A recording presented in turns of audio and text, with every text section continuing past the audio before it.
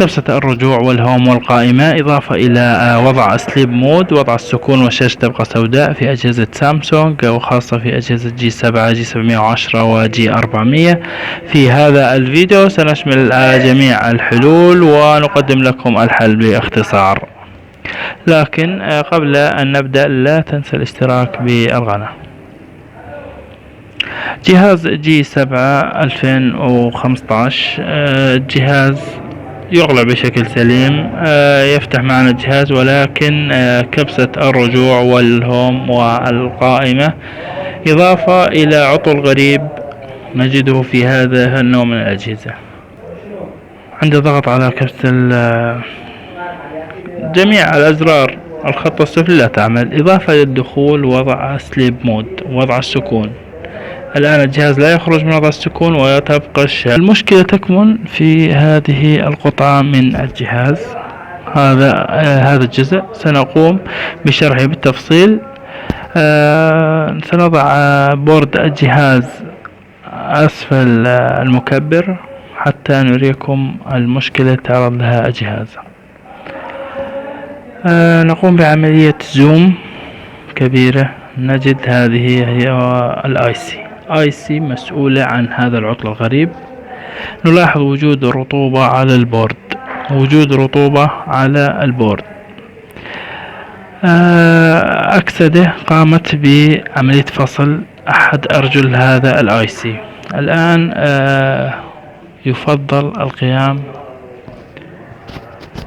بفحص. نقوم بفحص عن طريق الافومتر. الآن عند حك البورد النقطة التي مشار إليها تعطي ممانعة، والنقطة السفلية أيضا تعطي ممانعة. إذن هاتين النقطتين تعطي ممانعة. لاحظنا من خلال البورد أن هاتين النقطتين موصولتين بالرجل السفلى للآي سي. الآن سأشرح لكم بالتفصيل.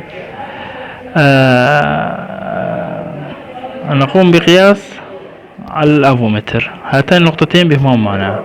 النقطة السفلية يجب أن يكون بها ممانعة، ولكن الآن لا يوجد بها ممانعة. كما نلاحظ النقطة التي في الأعلى هي نقطة فارغة، النقطة السفلية بها ممانعة، والطرفان الآخران الطرف العلوي أرضي والطرف السفلي به ممانعة. إذن هذه النقطة يجب أن يكون بها ممانعة، للأسف لا يوجد بها ممانعة الآن. نقوم برفع الاي سي او الدرايفر،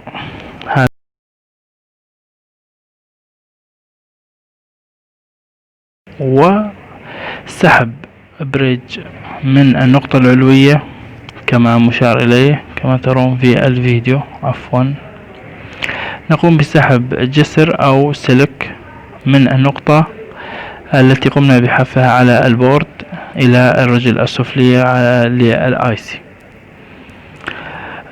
نقوم باستبدال الدرايفر. أيضا نحصل على درايفر من جهاز آخر. كيف تحصل على درايفر من جهاز آخر؟ من بورد جي 3 أو بورد جي 710.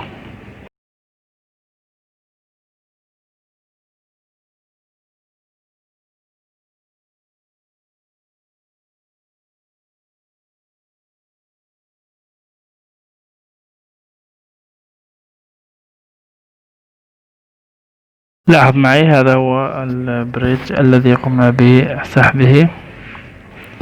الآن قمنا بتركيب درايفر جديد. طبعا حصلنا عليه من جهاز جي 710.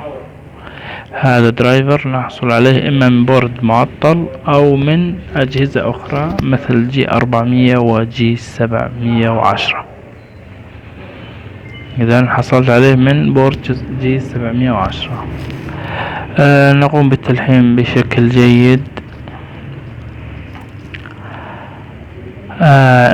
كما قلنا بأن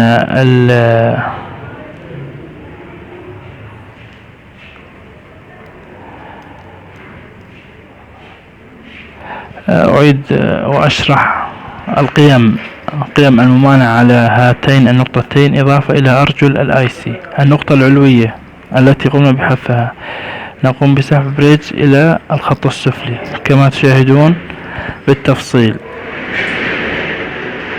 لأنه حدث فصل. إذن حدث معنا فصل السلك. هذه النقطة تم فصلها عن الرجل السفلية. النقطة السفلية أيضا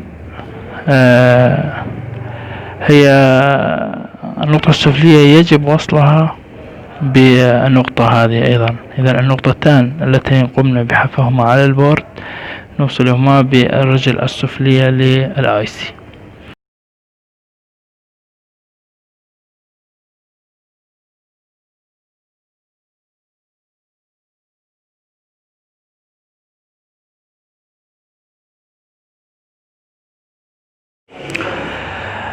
إذا كما قلنا بأن تبديل الاي سي نقوم بتبديل الاي سي الشبه، حتى وإن كان لدينا شك بسيط بأنها جيدة، لا، نقوم بتبديل الاي سي أفضل حتى لا تتحطم بالنتائج. يعني بعد كل هذا العمل لا يعمل الجهاز، هنا ستتحطم من النتائج. لذلك نقوم بتبديل الاي سي. كما قلنا نستطيع أن نحصل على الاي سي من جهاز جي 7. ملاحظتين أساسيتين. الملاحظة الأولى توصيل، كما قلنا نقوم بحف البورد ونوصله مع الرجل السفلية، نحصل على التخلص من وضع سليب مود الشاشة السوداء، وكذلك تعمل كبسة الوسط. إذن هذه النقطة هي المسؤولة عنها. هذه النتائج التي استنتجتها من العطل. هذه هي الملاحظة الأولى.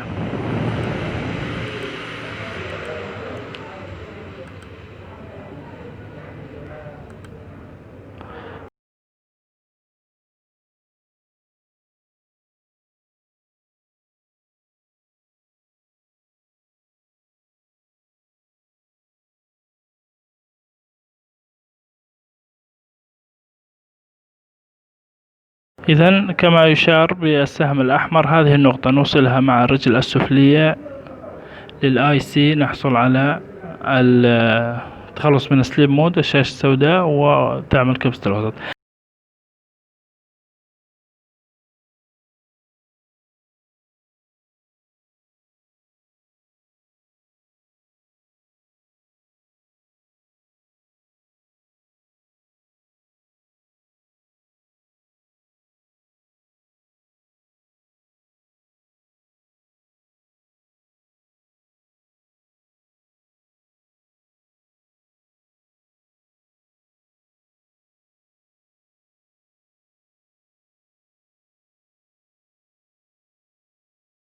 النقطة السفلية المشار إليها، النقطة السفلية. الملاحظة الثانية، النقطة السفلية نقوم بوصلها أيضا مع رجل الاي سي السفلية. إذن النقطتان هاتان نقوم بوصلهما مع بعضهما البعض. لماذا؟ حتى تعمل كبسة الرجوع وكبسة القائمة. هذه هي الملاحظات التي استنتجتها من العطل.